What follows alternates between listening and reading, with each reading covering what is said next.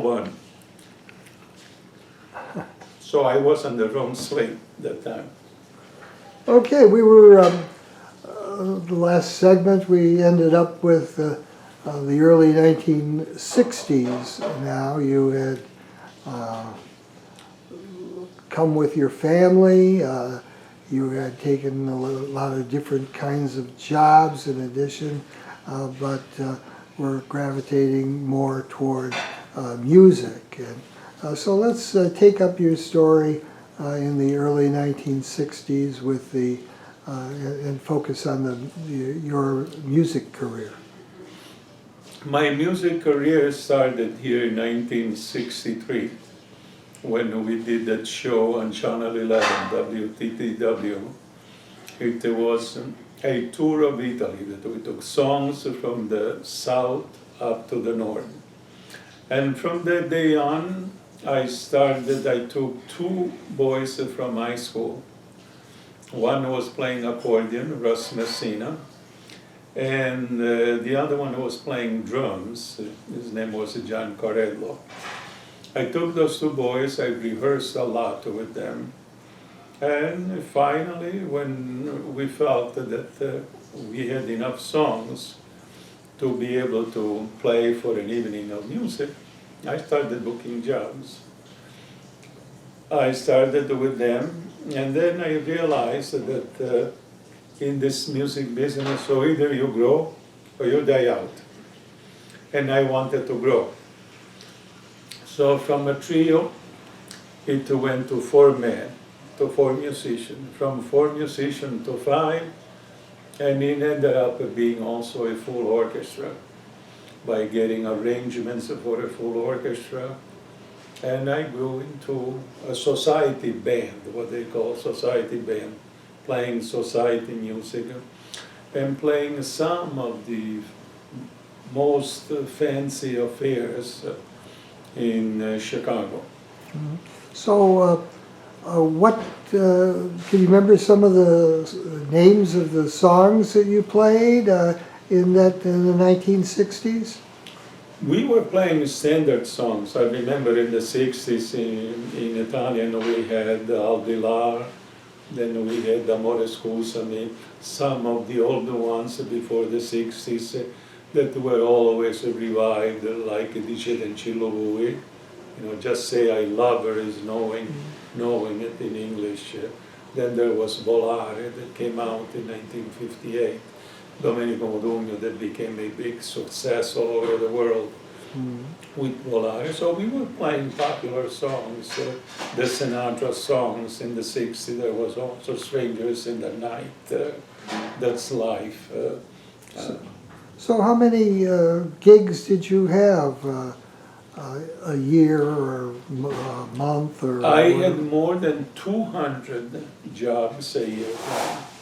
So that'd be like 4 a week. Yes, because I was doing convention, and some of them had entertainment at 7 a.m. When they were having breakfast. They had entertainment for lunch. They had entertainment for dinner. They won because during the meeting they worked hard, the company, but they wanted the men to clear their heads and be entertained also. Do you remember any specific companies? I had the 7-Up. With 7-Up, I even went out of town when they built up a new plant.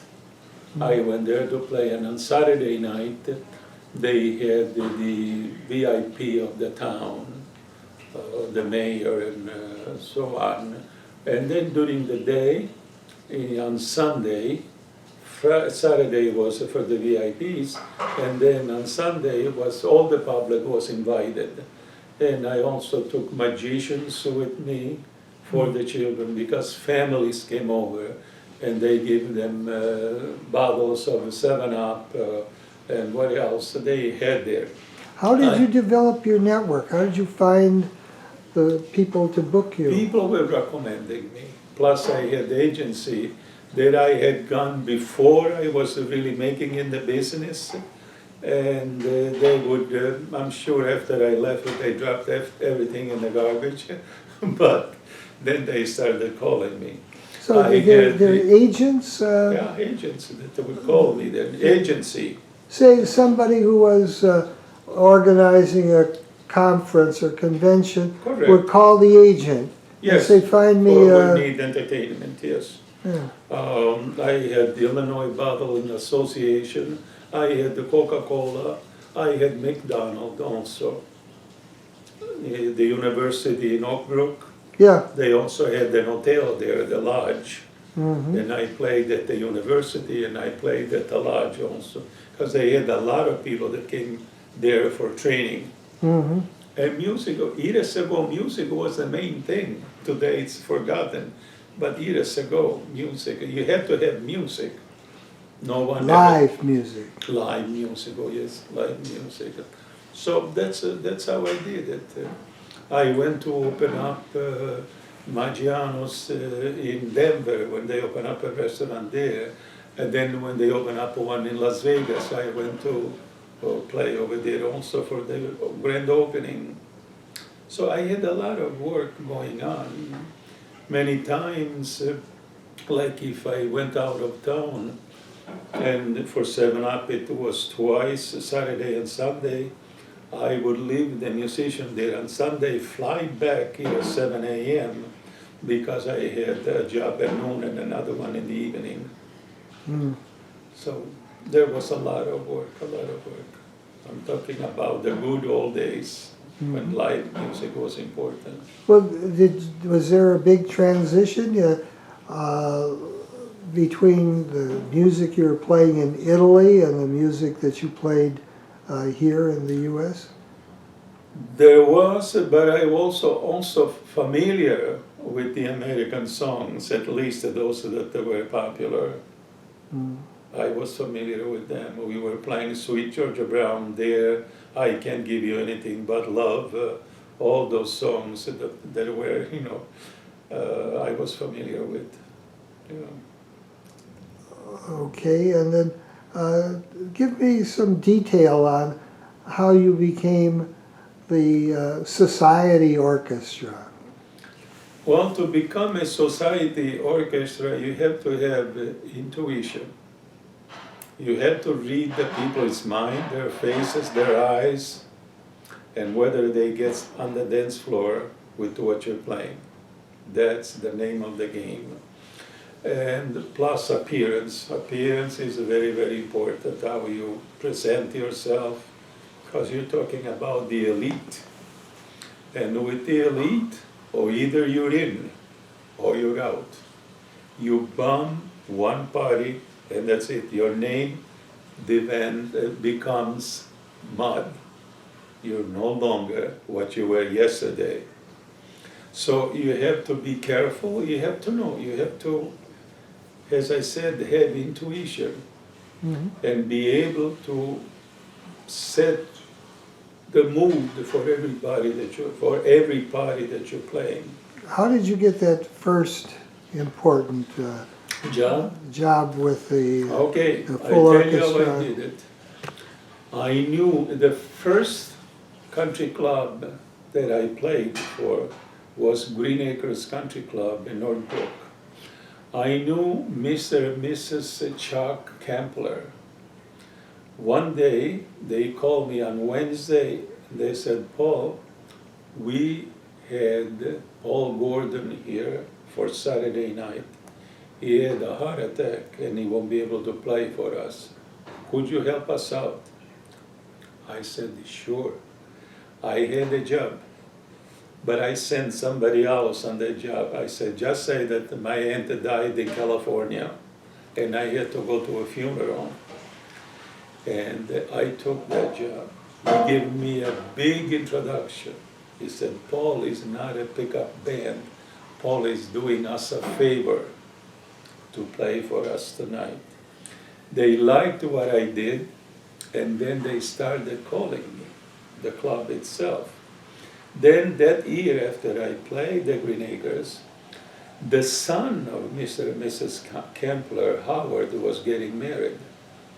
And the wedding consultant was Mitz Feinberg. She didn't know me and she didn't want me for that wedding. But the Kempler insisted, no, we want Paul. She wanted Bert Rose because she knew Bert Rose. She had worked with him. I've heard that name. He died recently. And they insisted, no, we want Paul. So she didn't like me before she met me. After I played at that wedding, which was at the Knickerbocker Hotel, she started calling me. And I was saving the dates. I was saving the dates for the better work.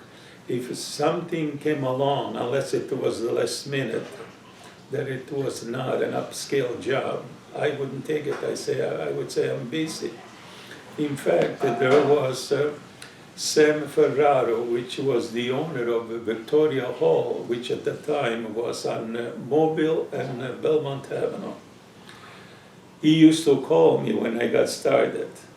And then he started calling me and I would say, gee, I'm not available.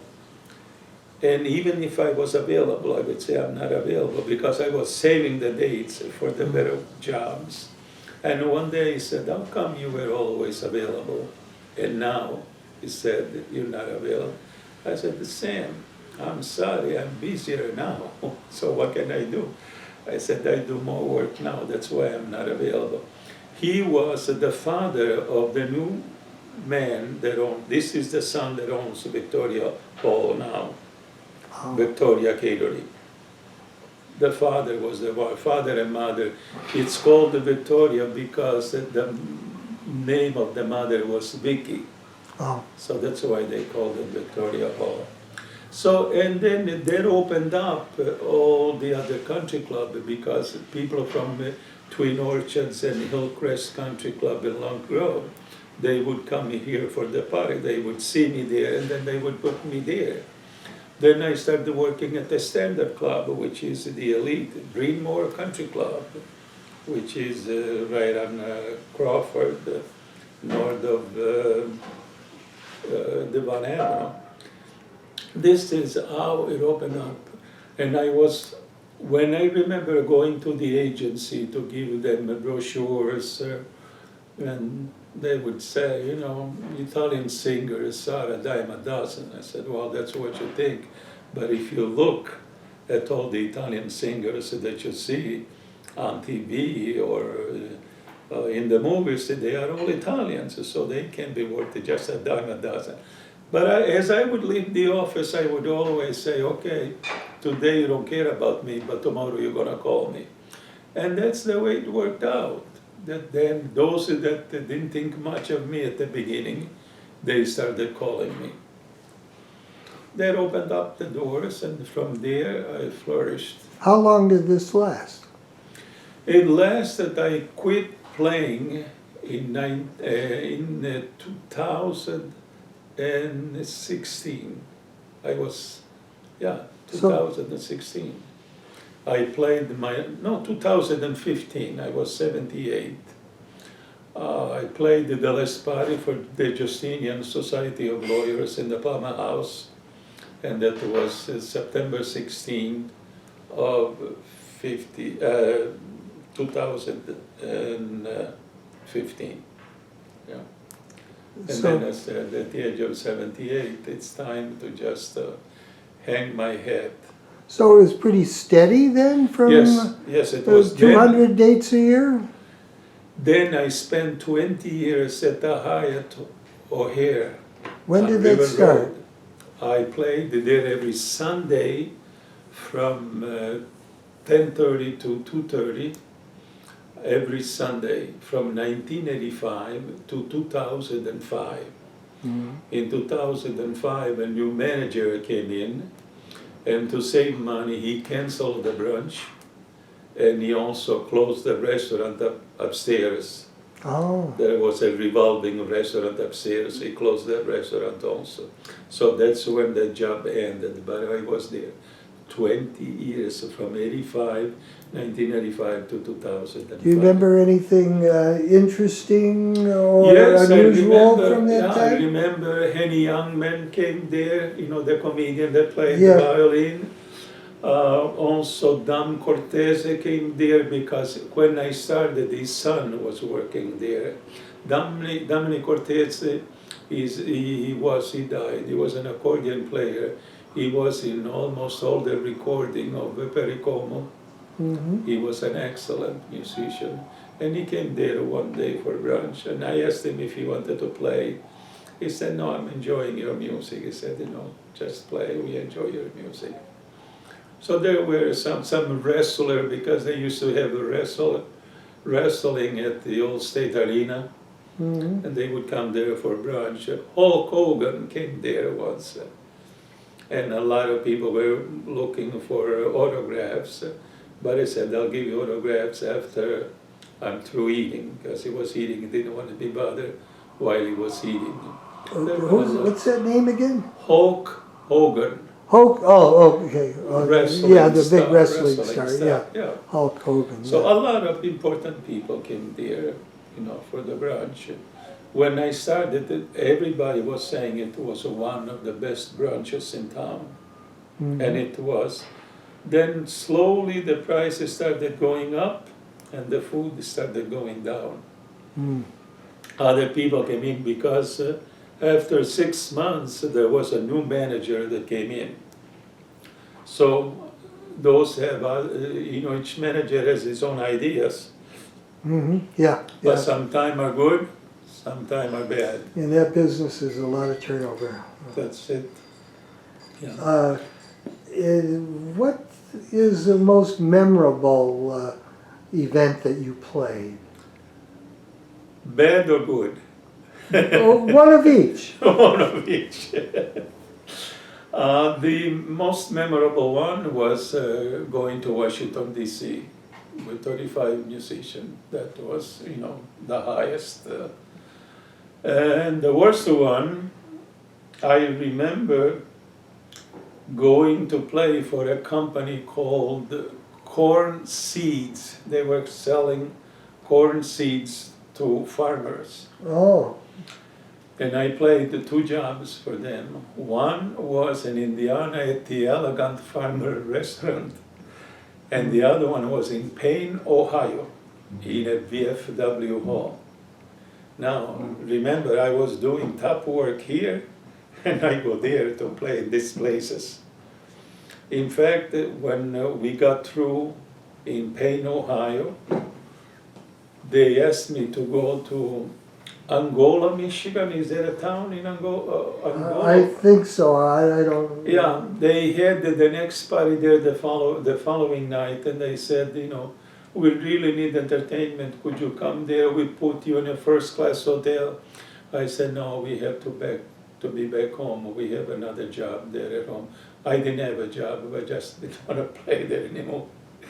So we came back. Well, what was so bad about them? They didn't have VFW hall, I wasn't used to that anymore. I was playing the big hotels, I was playing the country clubs, high society jobs, and it didn't match. And then I had another job, it was also one of the worst. It was in McHenry. And when they gave me the job, I said, what's the address? Oh, it's at this intersection. So I get there at the intersection. They said, there will be a big tent. You can't miss it when you get there. You'll see it. So I get there. There is nothing. I can't see anything. Luckily, there was a bar restaurant there. I went in to make a call. At the time, we didn't have the cell phones. So I called from there. I said, look, I am at the intersection that you told me, and I can't find you. Oh, they said, come down this road and you see the tent. The tent was smaller than this office, and it was raining. So they had the food under the tent, and we ended up playing inside of the garage full of grease, and we are in tuxedos. So I would say those were the worst jobs. What year was that? Oh, had to be early 70s. Mm-hmm. Yeah. So there I am playing in a garage with the 5 musicians, and they put chairs all around, and they sat there to listen to music. Did you ever go on the road, stay out from Chicago for weeks at a time? No, I never did. It was also for a couple of days, and that's it. Once I got a call to go to Singapore. Mm-hmm. They wanted me there for 3 months, an agency called. I said, no, 2 weeks I do it. 3 months, no. Well, I said 3 months, it doesn't even, 2 weeks, it doesn't even pay for them for the expenses of flying you there. So I didn't take the job. I never wanted to be away for a long time. And the reason was I was improving my work here, and if I would have left for 3 months, would have been bad. Plus I had my mother, my mother was living with me, and I didn't want to leave her alone for 3 months. Mm-hmm. So as time went on in the 1960s, your father died, your brother died. No, my brother didn't die in the 60s. My brother died 13 years ago. Oh, okay. It will be 14 years. So there was your brother, your sister. My father died 5 years after my sister. So there was you, your brother, and my your mother. Yes.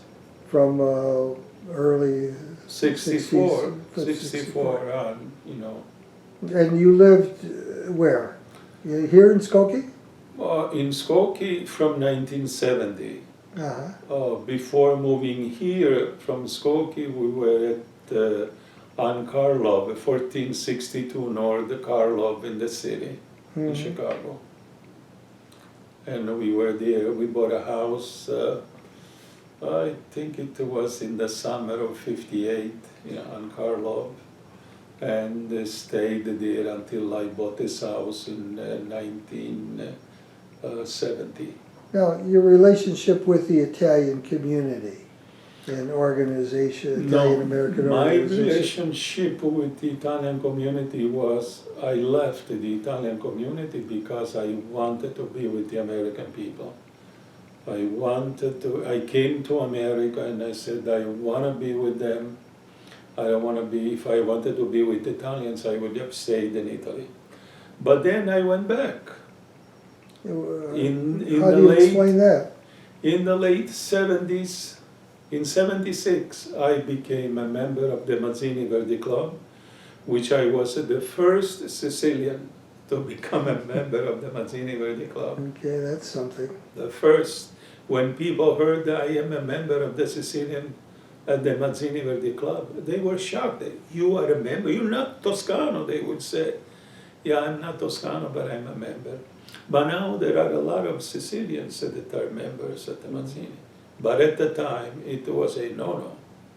If you applied for And why did you join them? They asked me if I would become a member. I said, why not? At the time, it was Da Prato, Lou Da Prato. You remember Lou Da Prato? Yes. Yeah, he was the one that asked me, and I accepted. So, But I so what kind of activities were there at that time that you didn't go to Mazzini, even though I was a member, because I was too busy working.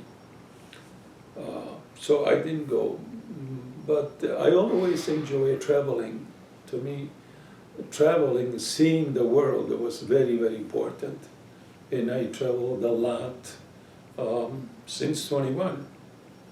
Besides coming here, which was also another reason to come here to see America, I started traveling in 58. I had enough money. I was driving that 1954. I needed a new car, or I had enough money to go to Paris and Madrid. I chose to take the trip. I went to Paris for 9 days, and then from there I went to Madrid. And I really enjoyed it immensely. I was 21 years old. In Paris, I went to see all the nightclubs I ever heard of. From the Lido, which was 2 doors away from where I lived on Champs-Élysées, to Sex Appeal, Carousel, the Moulin Rouge, you name it. Everyone, I had to see it. There I had friends that introduced me to a girl that was a singer. She was a Spanish, and she had worked in Rome also. And we communicated in English, French, Spanish, and Italian. Okay. A little bit of everything put together. That's how we. And with her, I always said, you choose where we're gonna go tonight, and that's how I went out. And there was an incident. She introduced me as a nightclub owner from Chicago. Oh.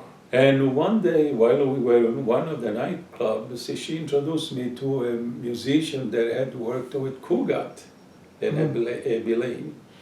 And he said, she introduced me as a nightclub from Chicago, nightclub owner from Chicago. And I said to myself, oh my God, now he's going to ask me, what's the name of your club? But immediately I said, I'm going to say it's a Paolo's Club or Paolo's Place. But he said, I don't remember. I was in Chicago at the airport on my way to California. He said, but I didn't see anything in Chicago. I said, thank God I didn't see anything. So, and travel from there, then I went to Russia in '76 when it was still communist. I went to Moscow, I went to Kiev, and I went to, at the time was Leningrad. What impact did that have on you, your self-image, your image of Italy? Being able to talk to people, to say, if you have traveled, they have a different opinion of you as if you always stayed home, never went anywhere. So to me that was important. I used to recommend the restaurants and places to stay to people that I had never been, just by reading about it. Once I remember I told a girl that told me that she was going to Florence. I said, where are you staying in Florence? She named the hotel. I said, no, when you go to Florence, you stay at Villa dei Medici. I read about Villa dei Medici. I had never been there. Do you know that she called her travel agent and she changed it to Villa dei Medici, and she sent me a letter from there thanking me for recommending Villa dei Medici. So you see, restaurants, they would, when you're in Rome, where do you go to eat? And I would tell them restaurants where, but I had never been there. I went there many times after, but when people were asking me, but I acted like I knew the world, and I didn't. I was bluffing. When's the first time you returned to Italy? In 1965, and I took a month of vacation. I went there, and Have you seen much of Italy, the rest of Italy, before sure. you came to America? When I came here, I only knew Sicily. Okay. Okay, then now I have been in Rome, in Naples, Capri, Milano, Bergamo, Bari, a lot of places, the Amalfi, Como, Lake Como. Okay, what impact did that 1960, what's the biggest takeaway from the 1965 month-long tour? The 1965 was a good way to go back home. I was already an American citizen. I didn't go back until I became an American citizen. I felt proud of being an American. Since I had been here almost 9 years, I saw that people looked different than they did when I lived there. How so? Their ideas were different than mine after being here 9 years. I noticed that they were happy with what they had, which to me was not much, but yet they were happy. I was happy for them, but I said to myself, no, I'm going to stay in America because I like America, I'm making a good living there. I'm traveling because I live in America, and America has given me the opportunity to see all the places that I wanted to see. So you were always single at that time? Yes, yes. Okay. Brings us, going back a little bit, any more reflections on your movement into the Italian community other than your membership at Mazzini Verdi? I will say this, I was accepted with high standards when I returned to the Italian community because I had made a name for myself. And I was welcomed with open arms in the Italian community. I was, to them, they didn't make me feel that I was a deserter of the Italian community. I was somebody that I had to do what I had to do. I had to break away in order for them to come back, to learn as much as I could, and then go back. Then you played a lot of Italian-American events. Only the top ones. I played the top ones like the Joint Civic Committee of Italian Americans, the Heritage Ball, the Italian Chamber of Commerce. See, those were always done in the hotels, and the hotels had every room had a minimum. The minimum always was 10 musicians. The International Ballroom of the Hilton was 15 musicians. The Gold Coast room of the Drake was 12 musicians. When Those were union rules? Union rules, yes. So when you played there, you had to have that many musicians with you. So those were important jobs that I enjoyed taking it. The same thing, the Mazzini, they played their 50th wedding 50th anniversary of the club, and it was at the Marriott, same thing, 10 musicians, 12 musicians. So those were the jobs that, I enjoyed doing. I became a member. I became a member of the Italian Chamber of Commerce. I was a member of the Joint Civic Committee of Italian Americans. And the people at the time that I enjoyed being with were Anthony Sorrentino, highly respected person in the community. Joe Tolentano was president also at the time. A nice person, really, heart of gold. We had the Frank Annunzio that was present at many meetings where he spoke, and I enjoy and respect. Did you get to know Annunzio very well?